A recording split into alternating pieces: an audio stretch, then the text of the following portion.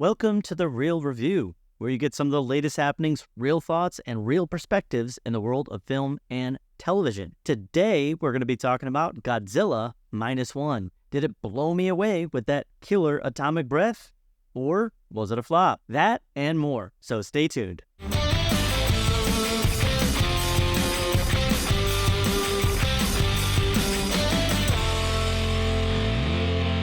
Post-war Japan is at its lowest point when a new crisis emerges in the form of a giant monster. You guessed it, Godzilla, baptized in the horrific power of the atomic bomb. The director for Godzilla Minus One is Takashi Yamazaki, and he is also the writer for Godzilla Minus One. Stars a number of people, and I apologize because I'm probably going to butcher these names, but I'm going to do my best here.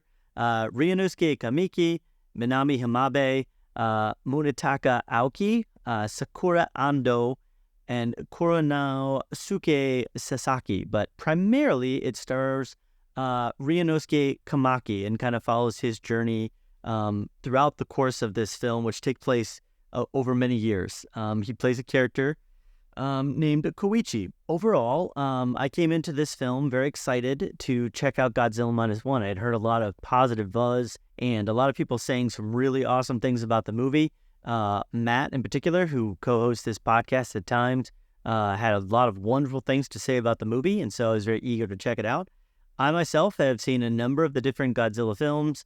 Not so many, I would say, of the original kaiju ones from Japan, and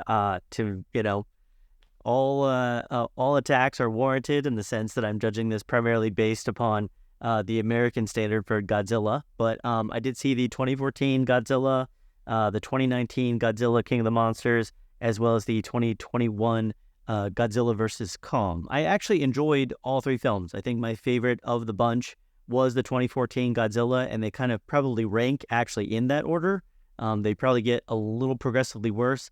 Godzilla vs. Kong was right at that line of being okay film, and there was definitely moments, and I completely understood why people did not like it, but there was definitely moments where it was too much, and it was just a little bit poorly structured and written for me. But I just, once I turned my brain off, I was able to kind of just have fun and enjoy it for what it was, which was just kind of a big monster kaiju event. Coming into this one, again, Godzilla Minus One, I knew that I was going to be engaging with the Godzilla variant of Japan, which comes with a lot of heritage, a lot of history, and a lot of historical context, if you will. And so for me, it was important to try to approach it with that lens in mind, not looking at it as the Americanized version, but the Japanese version. To start, I was very happy with the overall story. I felt like this kind of functioned, if I interpreted it in the way that it was presented, almost as a rebrand or a restart for Godzilla. I have seen clips and portions of the original Godzilla kaiju from Japan, and there are times in that original variant or version of Godzilla where he's almost a goofy, lovable type character. Obviously, he's a threat and he can destroy buildings and giant monsters and other kaiju, but he is also in those films sort of a savior. This film does away with that idea entirely. At times, it functions more as a horror film, a suspense film. So when I started watching the film, I was very surprised by that, and in a positive way. I thought it did some very remarkable things with connecting me to this world's Godzilla, and I was on the edge of my seat the entire time, wondering what was going to happen and just expecting to see where things were going to develop and go. That was a very big positive for me, and I would say that anybody that is really into these films about giant, angry monster from the deep coming out and rampaging, this was a very good modern take on that type of thing.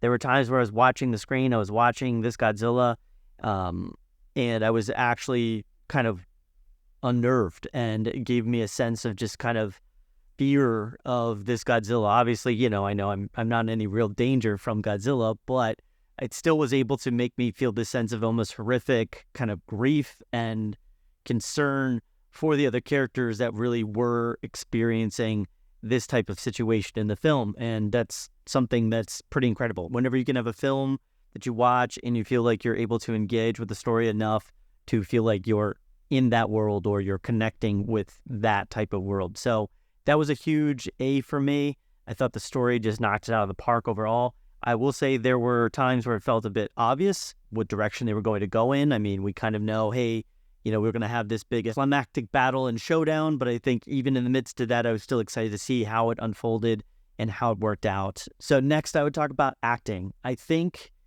for me, and I want to sort of talk about this in a way that I might not be fully aware of the acting style that's popular in Japan, but I do think that for me, there were times with the way that the actors were on screen where things almost felt a little too melodramatic. They would get so over the top and so big with trying to show an emotion and a feeling that they had that it started to feel unrelatable to me. And again, I'm saying that as somebody that is viewing it from American cinema perspective, from America culture perspective. In Japan, maybe that's their sort of style and way of doing it. I would say I've seen a fairly decent amount of Japanese cinema, and even from what I've seen, this kind of went beyond the realm of believability at times. I think not that they were bad actors. I always felt like I understood the emotion that they were trying to portray on screen. It just felt like they turned it up to like 11 instead of taking it to where it needed to be and adding some nuance and some subtlety. Everything was just extremely high emotion throughout all of it. And obviously, I get it. They're going through horrific stuff, and they would be at times probably breaking down and going through very intense emotional feelings. But even still, it just felt it was very hard to kind of get connected to the characters with some of their actions and emotions and responses to things. So that kind of ranked within sort of the C- realm for me.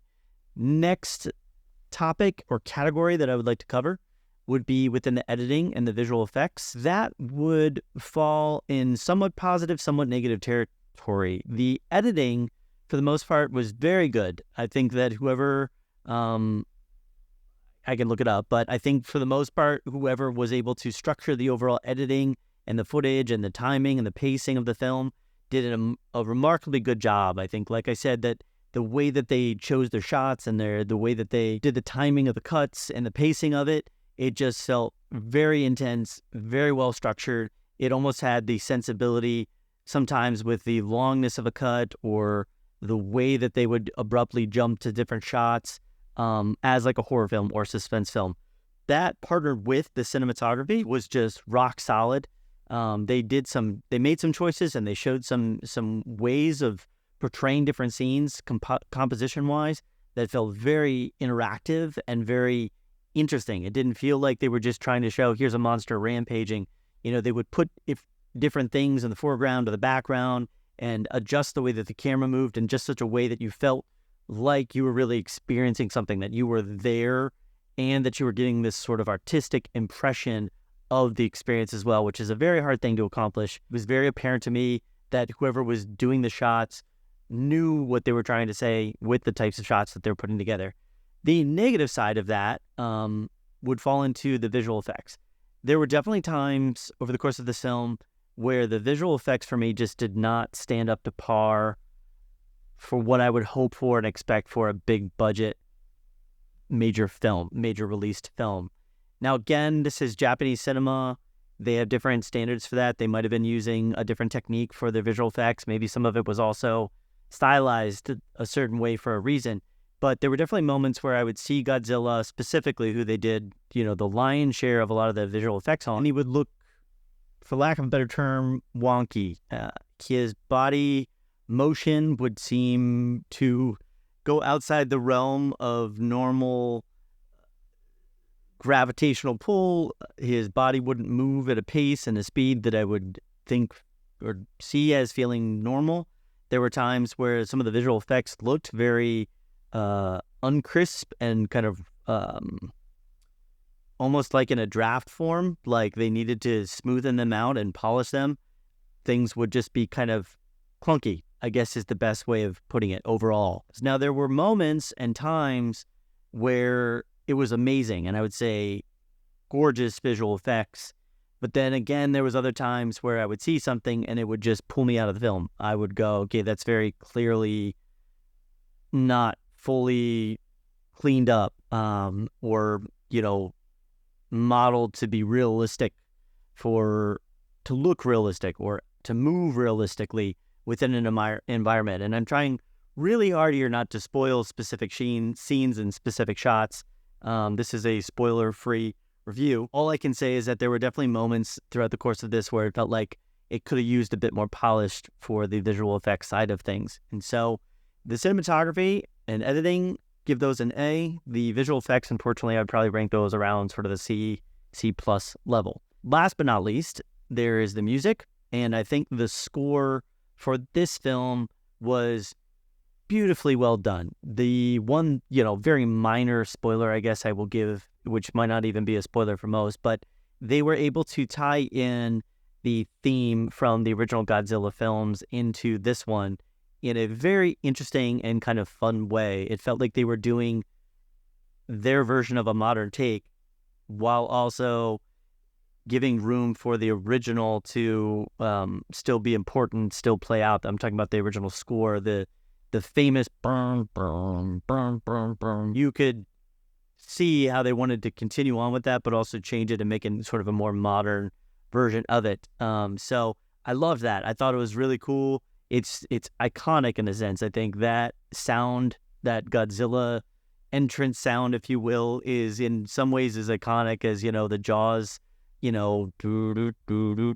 It's iconic. I thought that was beautiful, and I felt like all the additional tracks and all the additional music that they put into this film, they all fit very nicely in with it.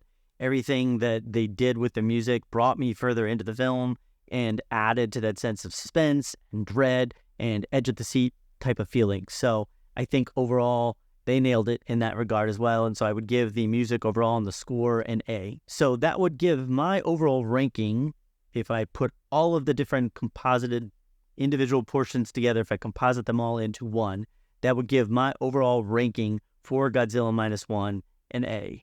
It is a film that I would very highly recommend if you are into action, if you're in any sense of the fashion to these kind of epic, climactic, especially kaiju films. Obviously, it's a good one to watch. But if you're even into really good movies about survival, this film branched out beyond just being something that was just, hey, here's a giant creature from the deep coming to destroy, and it really took on this realm of people struggling to survive and what that means. And there was additionally some things that I didn't touch on because, again, I'm trying to keep this very spoiler-free, but it felt like there was some strong commentary about, I think, at least the way the director sees, the Japanese world, the government, and his perspectives on that. And I can't say whether or not that is realistic at all to, what the Japanese people are going through, but it felt fitting. My whole point in saying that is that I felt like everything that was in the film fit.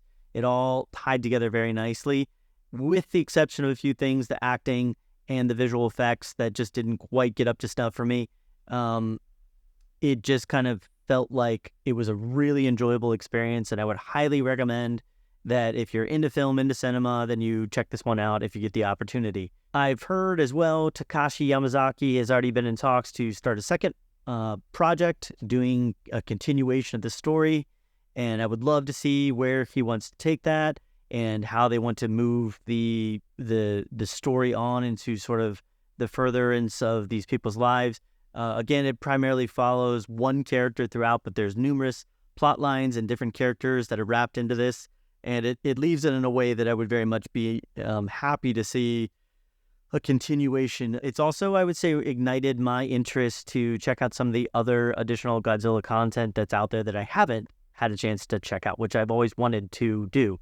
I have a really cool Godzilla kaiju Mondo poster that I picked up a few years back at a Comic-Con because I always planned to watch it and, actually check it out. And then hopefully this poster would be perfect and I could just be like, oh yes, I'm such a fan and I have this poster. And I think this film was the start of that for me. And so I'm very excited to kind of continue on and check things out. The next film that I'm going to check out in this whole giant, numerous, 20, 30, 40 films, however many are out there in the Godzilla franchise, is going to be potentially Shin Godzilla, which I hear is also a bit of a departure from the normal style of Godzilla films and is a little bit more of kind of like a horror, scary one. So that's all I have to say about Godzilla Minus One. I would love to hear your thoughts and your perspectives as well. If you have anything you would like to send me, any of your input, you can email at reelreviewmedia@gmail.com. Again, it's reelreviewmedia@gmail.com. You can also get connected to the podcast, get connected to me and our Facebook and all our socials. If you go to reelreviewmedia.com, we'll have all our information there and past episodes, as well again as ways of getting connected to our our different social platforms that we're on. So I hope you get a chance to check out Godzilla Minus One, and it's been real.